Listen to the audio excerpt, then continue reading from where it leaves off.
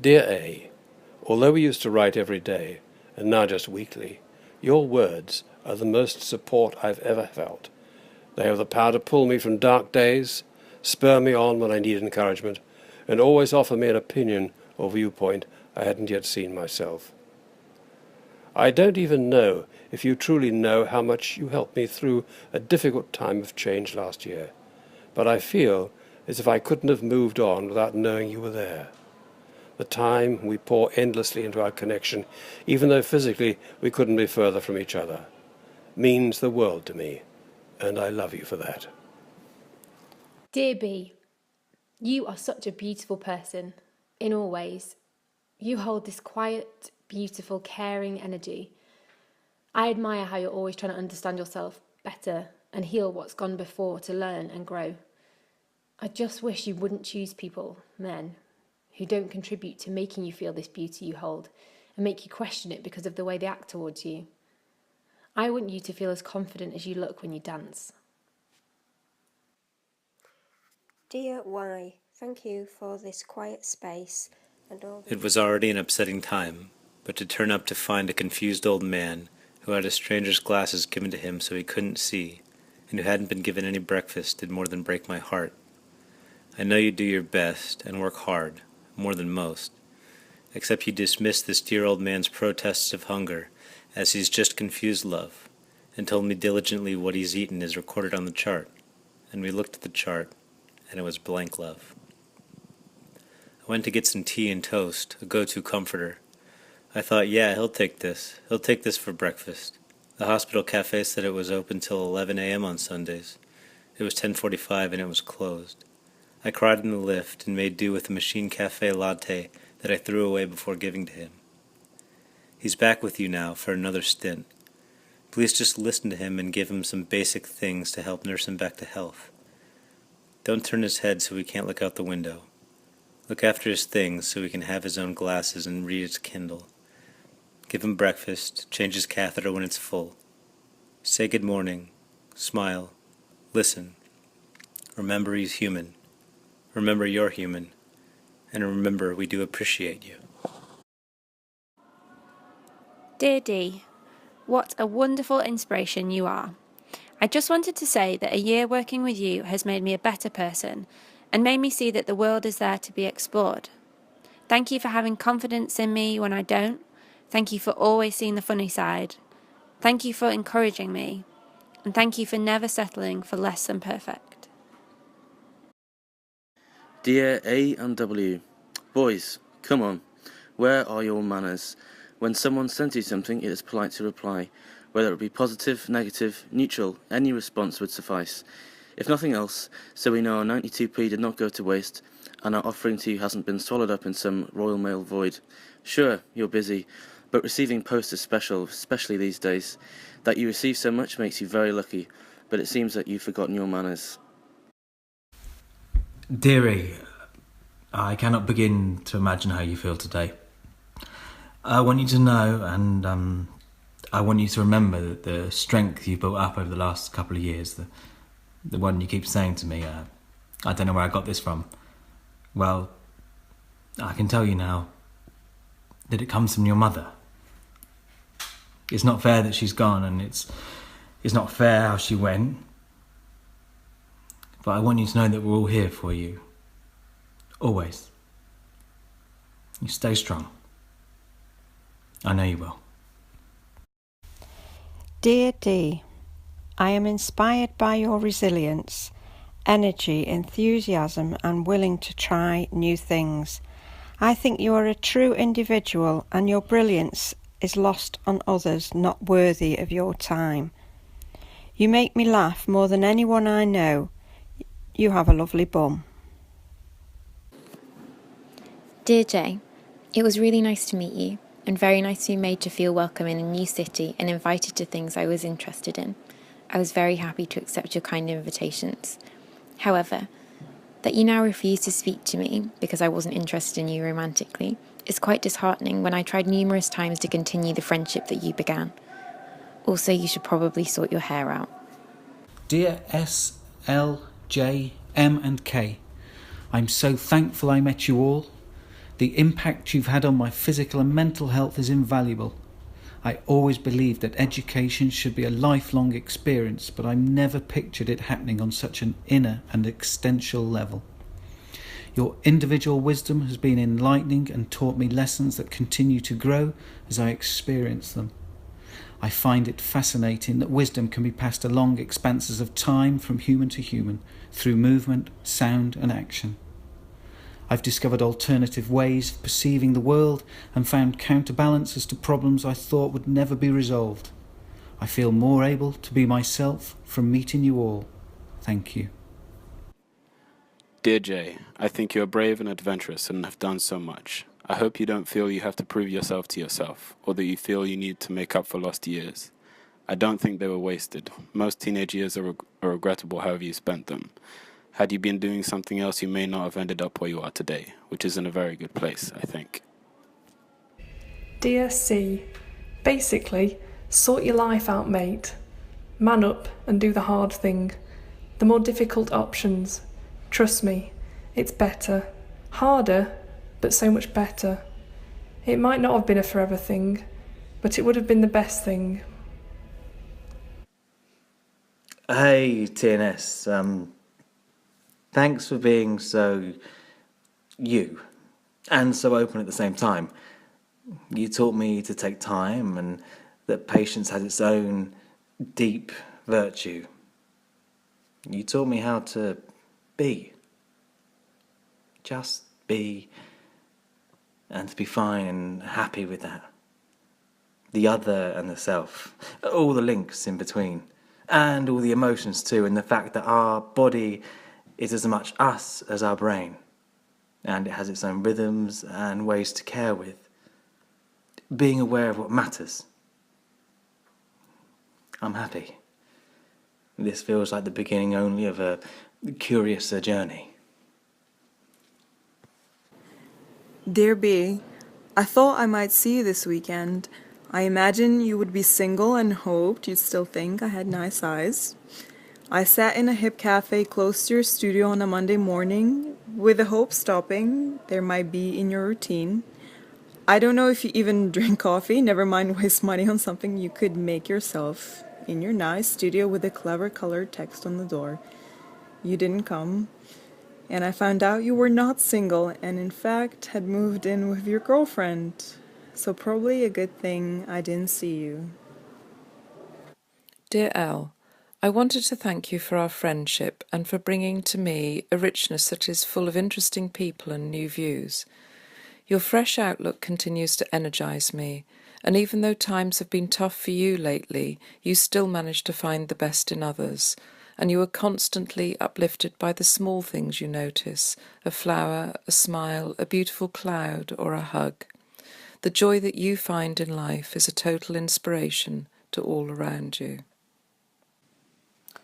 Dear Jay, you have said recently you don't like the grumpy me, and by way of explanation I recall the line of the Joni Mitchell song Yellow Taxi.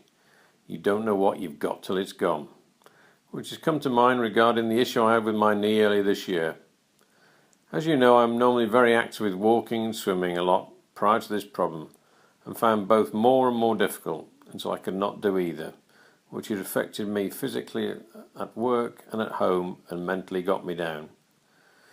Eventually I sought medical help, which in hindsight I should have got earlier, which my wife had chastened me to do on many occasions. And now, some months later, following keyhole surgery and physiotherapy, I'm on the road to recovery, and am again, thankfully, active again, and you will now see the more cheerful me. Thanks for your understanding. Dear S, why you felt it appropriate to interrupt me whilst I was speaking to an audience, of which you were one, I'm not quite sure. To show your importance, or that you could compete with who held the power in the room? Would you have done that if I was a man, or if I was older, or if I at least looked my age? And that you talked to me about your dog afterwards rather than the reason we were there was even ruder. Dear O, at times I've thought I was a little crazy and could not cope with being me in the world. The weight of expectation and worry have sometimes made it hard to go on, but you have been my balanced voice, my confidence, my self-belief. I am now stronger, resilient, and happier. I know it is me that needs and will kick ass in the world, but you make it possible, my partner in crime. Dear B, for 40 years you've been a second mum to so many. September comes around and you stand as a welcome beacon, glowing with kindness in the classroom doorway, with a smile and an activity distraction for a nervous 4-year-old. I've seen the way they look at you for guidance, their eyes full of love and admiration, desperate for Mrs. B's approval and encouragement. The ones who turn up a little scruffy, maybe with a dirty uniform, they're the ones that you sort out secret bowls of cornflakes for, and the ones that need an extra gold star instead of another telling off are the ones that you help the most. Your classroom is a sanctuary from bad things that happen at home. And whilst you try to teach them maths and literature through your marvellous ways, your main focus is on these little kids' well-being. I'm sure their tight hugs and I love yous and carefully drawn pictures for you more than explain the good you do. But I wanted to let you know that I love sharing my mum with so many. Dear N, thank you for taking me on at the fruit store. I turned up with no CV and you took me on, which most people wouldn't do. I told you that I had trouble with my maths, and I asked to use a calculator, but you didn't let me. You made me learn on the spot, which helped my confidence. Thank you for giving me a chance, for all the life advice and all the general positive vibes. But I confess, I might have given some right through bargains once or twice. Dear Jay, over the years I've come to the realisation that you're not a nice person. You think you're good. You aren't. You hurt people. You hurt the people I love. You hurt me. You may have got where you wanted to over the years by walking over others. Are you proud? Happy?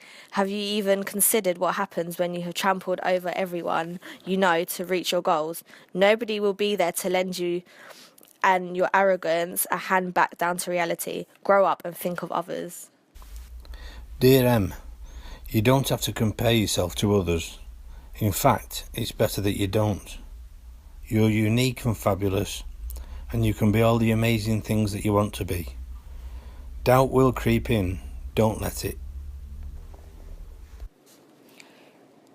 Dear P, you were a very small part of my life, but set me in a different direction. It's a bit like chaos theory, like Jurassic Park.